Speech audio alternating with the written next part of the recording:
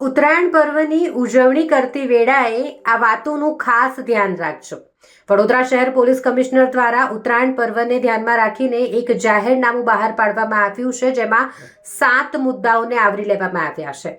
ખાસ કરીને આપને જણાવી દઉં કે કોઈ પણ વ્યક્તિને જાનનું જોખમ થાય તે રીતે જાહેર માર્ગ તેમજ ફૂટપાથ તથા ધાબા પર પતંગ ઉડાડવા, મોટા અવાજે લાઉડસ્પીકર વગાડવા, લાગણી દુભાય તેવી રીતે ઉશ્કેરણીજનક લખાણો પતંગ પર લખવા, કપાયેલા પતંગ દોરાઓ મેળવવા માટે રસ્તાઓ પર બાંબુ દંડા લઈને દોડાદોડી કરવી અથવા તો ભરાયેલો પતંગ કાઢવા માટે દોડાદોડી કરવી, ચાઇનીઝ માંજાનું ખરીદ વેચાણ અને સંગ્રહ કરવો અથવા તો તેનો ઉપયોગ કરીને પતંગ ઉડાડવી, ચાઇનીઝ અથવા અન્ય તુક્કલનું ખરીદ વેચાણ અને ઉપયોગ આ તમામ પર પ્રતિબંધ રાખવામાં આવ્યો છે। પ્રતિબંધિત કૃત્યોમાં ગણવામાં આવ્યું છે।